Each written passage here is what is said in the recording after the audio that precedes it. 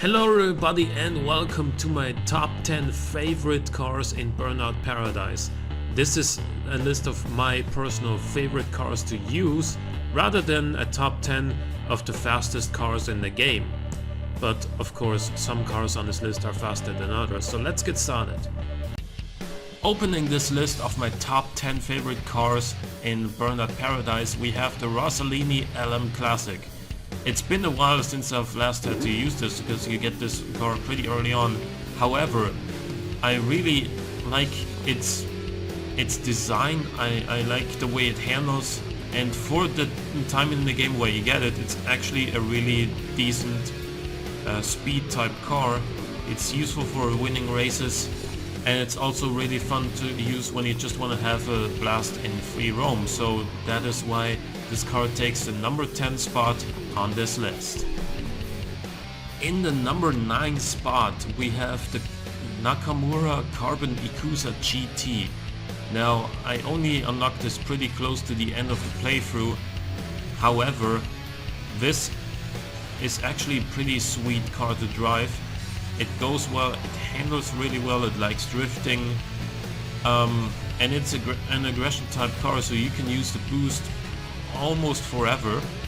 The only downside is that you get it typically very late into the game, and by that point you have much better cars available for pretty much any discipline. However, it's really fun to drive, fun to use in different types of events. I can see this thing doing well in stunt runs. It does, you can use this for the Showtime Road Rules, you can use it for marked man events. It definitely has a use, and that is why it's also on my top 10 list of my favorite cars in this game. In the number 8 spot we have the Carson Inferno Burnout Racing Team van.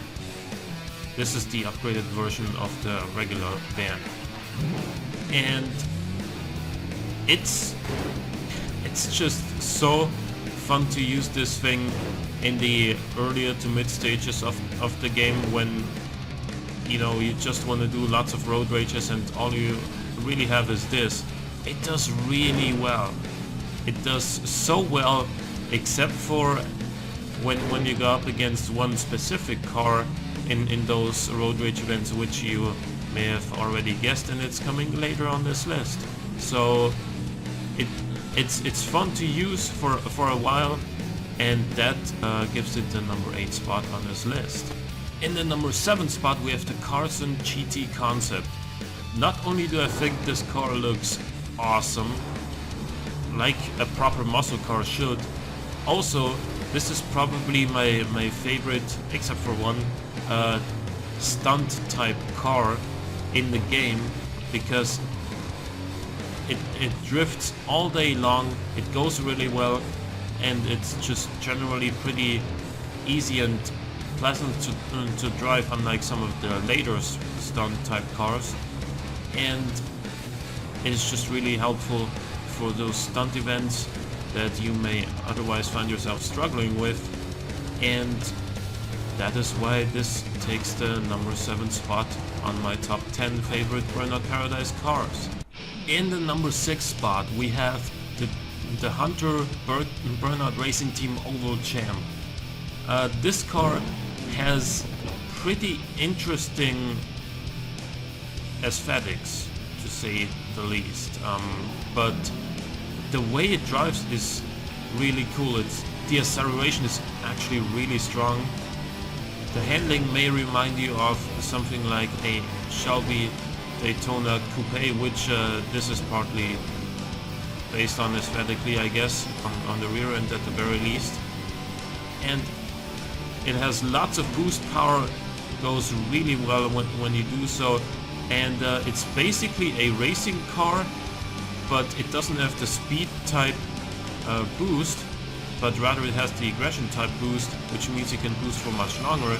Then that makes this really good for races, which is why this takes the number 6 spot. At the number 5 spot we have the Montgomery Sabotage GT 2400. Now this car has been a huge help in the playthrough. until I got to the really good speed type cars, because the ones that come after this for a while are very drifty, not nearly as grippy as this car, and also they are just not fast enough to compensate for the fact that they are so drifty. And this thing, as far as sheer performance goes, is really good.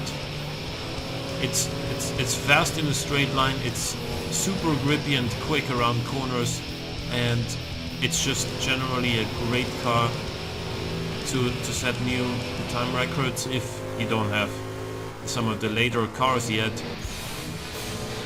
It's also fantastic for using on the timed road rules up until that point, and it is just overall the handling is so responsive, so quick, and it's got so much grip that I can't help but put this into my top 5. In the number 4 spot, you may have seen this coming, is the 100 Takedown 4x4. Why do I say you may have seen this coming? It's because I've used this car so much in the playthrough. It's been a real help for a long time in the road rage and the marked man events, because it's super heavy. It hits well like a truck, yeah, because it should, and also it's actually decently fast, especially when you boost it. It's not that slow, and the massive amount of weight this thing brings to the table is just really helpful in a lot of situations. Again, road rage events become super easy for a long time. Marked man events, this thing is just so good when you don't have anything else to really use for those events, and when you just don't want to use the van because it's too slow. That's why this thing takes the number 4 spot. But before we get into the top 3, I want to give you guys some honorable mentions. The Krieger Überschall and the Überschall Clearview are both really fast cars, good for racing, and they're just overall extremely fast, but I didn't enjoy driving them as much, and they get destroyed by even the tiniest touch of anything, and that's why they are super annoying to use and not on my top 10 favorite list. The Krieger Racing WTR and its special version are also in the same boat as the Überschall 8 and the Überschall Clearview, in that they are incredibly fast, of course, but they are super annoying to use. This thing also has a really weird way of handling that you just gotta get used to at first, of moving around when you steer. And well, yeah, that was supposed to get me wrecked, but things that just sneeze at you will get you wrecked also. And that is particularly annoying because whenever you race against this car in an actual race event, it seems almost indestructible, and therefore I don't like this car very much at all, and it's not in the top 10 list of my favorite cars, although it is very fast. Now the Carson Hot Rod Coupe looks awesome, but the annoying thing about this car is that it bounces its nose up when you first go onto the boost, which makes it super annoying to use if you want to grind for super jumps or stuff like that, as you've seen in some episodes before.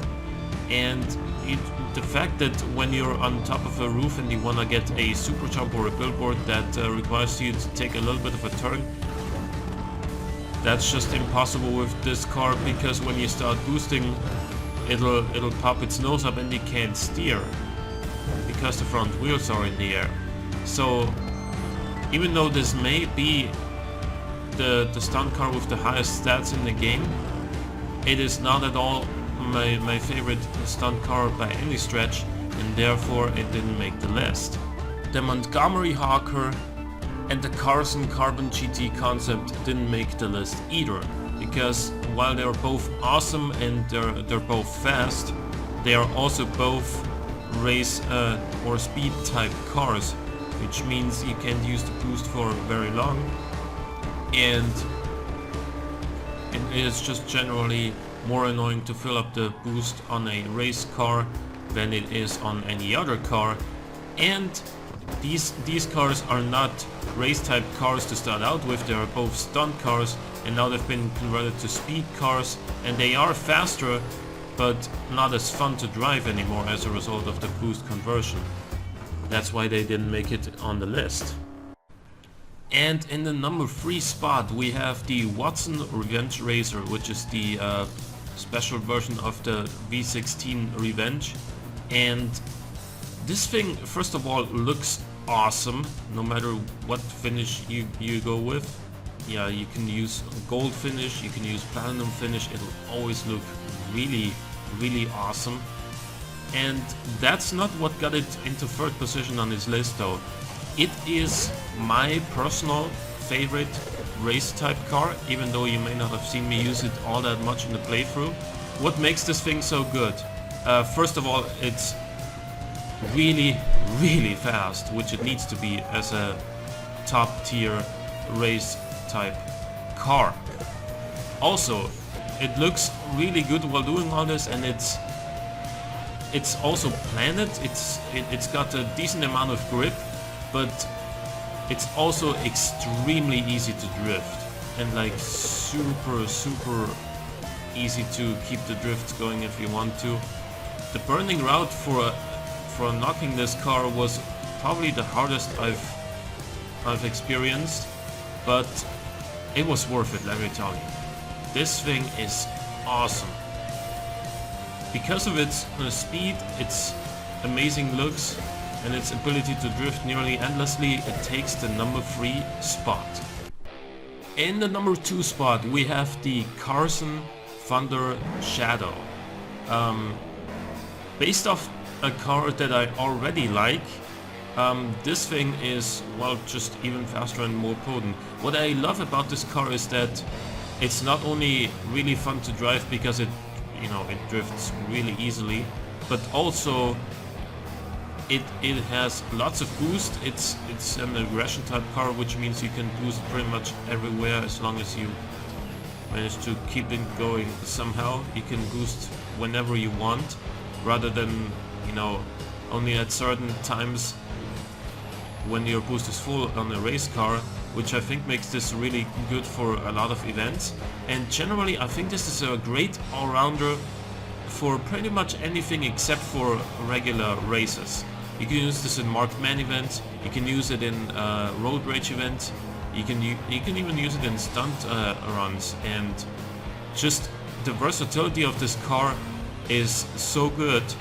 And I mean, on some occasions you might even want to use this on race events if it's just sort of a drag race kind of event where all you do is pretty much just drive in a straight line as fast as possible. Or you might even use this in races, just no matter what. I mean, there's nothing stopping you. It's still a really fast car. It's just that the handling and the grip is just not on par with some of the best racing cars. Therefore, this for all the versatility and all the sheer speed this thing has, it takes the number 2 spot. In the number 1 spot of my favorite cars in Burnout Paradise, we have the Jansen Carbon X12. In order to complete this, you need to land all the jumps in Paradise, all the super jumps. And well, first of all, it looks awesome in all carbon. And while the standard X12 is not really that great of a car later on, the fact that this is carbon makes it just so much faster. I think there is a point to be made that this is like the most consistently fastest car in the game, because it is a stunt car, and that means you can boost as much as you want, like almost all the time. All you need to do is a little bit of this to get your boost back up. Once you've done it, just go and go and go and go and go. See what I mean?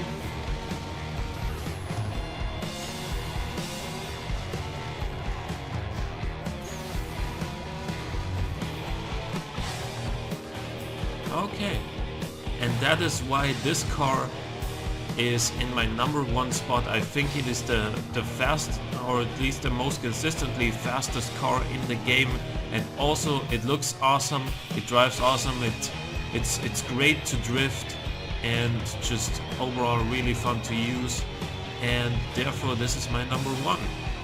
Hope you enjoyed. See you next time.